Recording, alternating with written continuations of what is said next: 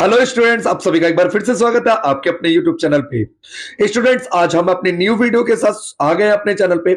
आज हम लोग क्लास 12 की जो हमारी हिस्ट्री की सपोर्ट मेटल है उसकी शुरू करने हैं बच्चों। इससे पहले हमने अपने पॉलिटिकल साइंस की सारी जो सपोर्ट मेटल की एक्सप्लेनेशन वाली और इंपॉर्टेंट क्वेश्चन वाली वीडियो है वो हमने यूट्यूब पे डाल दिया है। तो चले बच्चों, आज की वीडियो शुरू कर रहे हैं हम हिस्ट्री की। और ना केवल हम पहले चैप्टर सारे पूरी की हिस्ट्री के पूरे जितने भी चैप्टर है सारे के सारे हम एक्सप्लेनेशन की वीडियो डालने वाले हैं। तो बच्चों, हमारे चैनल के साथ जुड़ने के लिए चैनल को पहले सब्सक्राइब कर दें। बच्चों, आज हम शुरू कर रहे हैं अपना पहला चैप्टर जिसका नाम है ईंटे, मनके तथा अस्थियां, हड़प्पा सभ्यता। ईंटे, मनके तथा अस्थियां, हड़प्पा सभ्यता। तो हम ये जो वीडियो देख रहे हैं बच्चों, हमारी जो सपोर्ट मेटल बुक है इसकी एक्सप्लेनेशन की इंपॉर्टेंट पॉइंट्स की वीडियो है। बच्चों, हड़प्पा संस्कृति को सिंधु घाटी नदी में नदी व इसकी सहायक नदियों के किनारे फैले होने के कारण इसे सिंधु घाटी सभ्यता के नाम से भी जानते हैं। हड़प्पा संस्कृति को किस नाम से जानते हैं? सिंधु घाटी सभ्यता के भी नाम से जानते हैं। पुरातत्वविद बोलते बच्चों इतिहासकारों को। संस्कृति शब्द का प्रयोग पुरावस्तु के ऐसे समूह के लिए करते हैं जो किसी विशेष शैली से सामान्यतः एक साथ एक भौगोलिक क्षेत्र में कालखंड में संबंध पाए जाते हैं, उन्हीं को कहते हैं संस्कृति या सभ्यता। बच्चों, इस सभ्यता का नामकरण हड़प्पा नामक स्थान जहां पर यह संस्कृति सबसे पहली बार खोजी गई थी उसी के नाम पर पड़ा है। इसका नाम हड़प्पा सभ्यता। तो बच्चों, इसे हड़प्पा सभ्यता और सिंधु घाटी सभ्यता के नाम से भी जानते हैं। सिंधु घाटी सभ्यता के नाम से क्यों जानते हैं? क्योंकि सिंधु नदी और उसकी सहायक नदियों के किनारे बसा हुआ था। और इसे हम हड़प्पा सभ्यता क्यों कहते हैं? क्योंकि सबसे पहले जो खोजा गया स्थल था वो हड़प्पा नामक जगह पे खोजा गया था। बच्चों, हड़प्पा संस्कृति के दो प्रसिद्ध केंद्र हैं। एक तो हड़प्पा है ही जो सबसे पहले खोजा गया था बच्चों, और दूसरा मोहनजोदड़ो।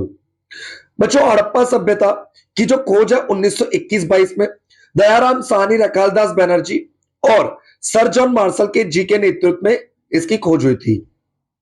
हड़प्पा सभ्यता का जो काल बताया जाता है बच्चों, विकसित हड़प्पा सभ्यता का, वो 2600 ईसा पूर्व से लेकर के 1900 ईसा पूर्व के बीच बताया जाता है।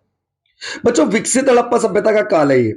देखिए, विकसित हड़प्पा सभ्यता से पहले जो सभ्यता थी उसे हम आरंभिक हड़प्पा कहते हैं, और इसके बाद के उत्तर हड़प्पा सभ्यता के नाम से भी हम जानते हैं। ठीक है बच्चों, आगे देखते हैं स्टूडेंट्स। हड़प्पा सभ्यता की जानकारी के प्रमुख स्रोत। हमें हड़प्पा सभ्यता के बारे में पता कहां से चलता है? तो खुदाई में मिली इमारतों से, मृत भांड अर्थात बच्चों मिट्टी के बर्तन, औजारों से, आभूषणों से, मूर्ति कलाओं से, मोहरों इत्यादि से। बच्चों, हड़प्पा सभ्यता का विस्तार कहां कहां तक इसका फैलाव था? अफगानिस्तान, जम्मू, बलूचिस्तान, पाकिस्तान में स्थित है बच्चों बलूचिस्तान, गुजरात, राजस्थान, पश्चिमी उत्तर प्रदेश। इसके जो प्रमुख स्थल है, प्रमुख जो बस्तियां हैं वो नागेश्वर, बालाकोट, चनोदड़ो, कोटदीज, धोलावीरा, लोथल, कालीबंगन, बनावली, राखीगढ़ी इत्यादि है। यह एक नगरीय सभ्यता थी। इसकी सबसे प्रमुख विशेषता इसकी नगर निर्माण योजना है, क्योंकि कहा जाता है कि हड़प्पा सभ्यता को नियोजित तरीके से बनाया गया था। बच्चों, हड़प्पा सभ्यता की बस्तियों को दो भागों में विभाजित किया गया था। एक छोटा था जिसे हम दुर्ग कहते हैं, और एक था निचला शहर। दोनों की कुछ विशेषताएं बच्चों। जो निचला शहर था वहां पे आवासीय भवनों के उदाहरण मिलते हैं, और दुर्ग में कुछ विशेष संरचनाएं मिलती हैं जो ये संकेत करते हैं कि यहां पे सार्वजनिक प्रयोजन होते थे। ठीक है बच्चों, आगे देखते हैं। हड़प्पा सभ्यता में सड़कों तथा गलियों को एक ग्रिड पद्धति में बनाया गया था, और ये एक दूसरे को समकोण पर काटती थी।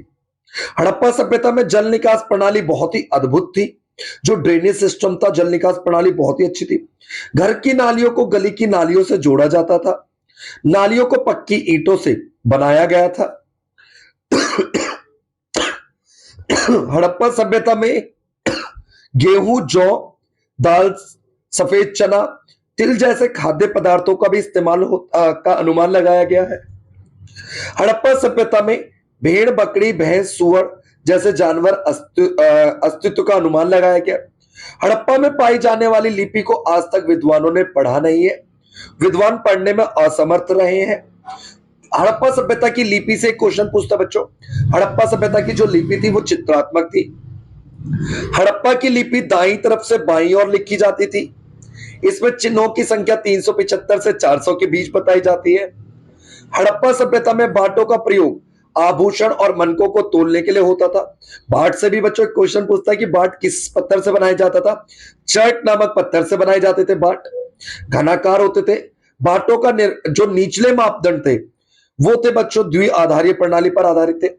जो चनोदड़ो था शिल्प उत्पादन का एक प्रमुख केंद्र था। शिल्प कार्यों में मनके बनाना, शंख की कटाई करना, धातु कर्म करना, मोहर निर्माण करना, चार्ट बनाना आदि सम्मिलित था। मनके बनाने के लिए प्रयुक्त पदार्थ तथा उन्हें प्राप्त करने के स्थल। देखिए बच्चों, मनके बनाने के लिए किन किन चीजों का इस्तेमाल किया जाता था और कहां से प्राप्त होते थे। तो मनके बनाने के लिए पत्थर, धातु और अन्य पदार्थों का इस्तेमाल किया जाता था। पत्थर में बच्चों सैलखड़ी, क्वार्टराइट, लग्जमबर्ग, कार्नियल, जैस्पर जैसे पत्थरों का। धातु में कांसा, तांबा, सोना।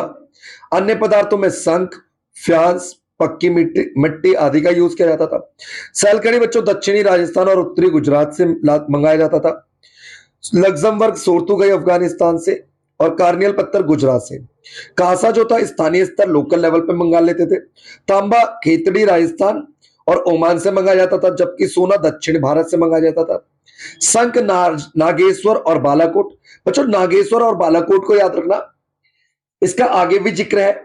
नागेश्वर और बालाकोट जो थे समुद्र के किनारे स्थित थे। फ्यांस पक्की मिट्टी स्थानीय स्तर पर मंगाई जाती थी। मोहरों और मुद्रांकनों का प्रयोग लंबी दूरी के व्यापार को सुविधाजनक बनाने के लिए होता था।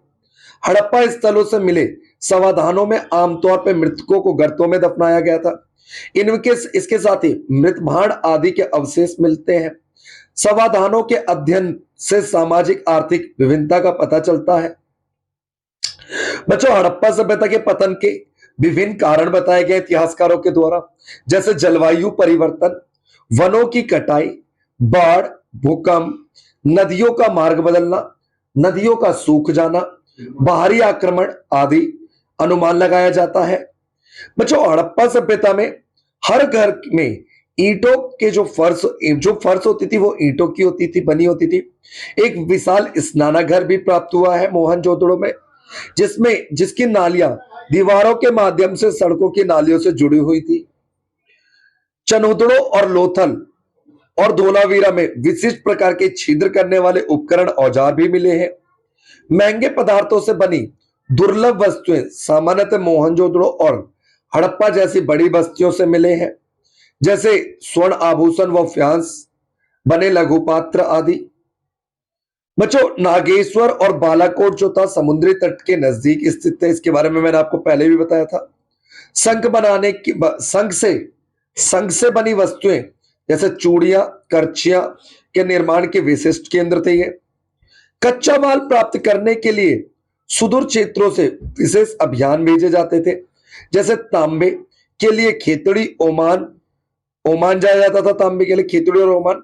और सोना दक्षिण भारत के क्षेत्रों से मंगाया जाता था। बच्चों भारतीय पुरातात्विक सर्वेक्षण के जो पहले डायरेक्टर जनरल थे ना, ये भी इंपॉर्टेंट क्वेश्चन है, कनिंघम जी थे। कनिंघम को भ्रम हुआ था कि भारतीय इतिहास की शुरुआत गंगा घाटी में पनपे पहले शहरों के साथ हुआ था। अब चैप्टर नंबर 2 में पढ़ेंगे 16 महाजनपदों के बारे में। ठीक है बच्चों, शहरों में हुआ था हड़प्पा सभ्यता की योजना, भवन निर्माण कला, व्यापार, आधुनिकता के आधार पर इसे एक नवीन प्राचीन सभ्यता की संज्ञा दी जाती है बच्चों। तो बच्चों यहीं पे हम अपनी वीडियो को समाप्त करते हैं। आपको वीडियो को समाप्त करने से पहले बताया जा चुका है कि हमारे YouTube चैनल पे बच्चों सभी क्लास 11th और क्लास 12th के सभी सपोर्ट मटेरियल के एक्सप्लेनेशन और इंपॉर्टेंट क्वेश्चंस की वीडियो आपको प्रोवाइड कराई जाती है। बच्चों अगर आपको वीडियो अच्छी लगती है तो अपने दोस्तों के साथ शेयर करें और हमारे चैनल को सब्सक्राइब करें और बेल आइकन को घंटी को जरूर दबाएं। Thank you for watching our YouTube channel. आपके सहयोग से, आपके एक लाइक और सब्सक्राइब से हमें बहुत ज्यादा मोटिवेशन मिलता है और आपके एक लाइक और एक सब्सक्राइब के कारण हम ज्यादा से ज्यादा वीडियो बनाने के लिए प्रोत्साहित होते हैं। थैंक यू फॉर वॉचिंग बच्चों।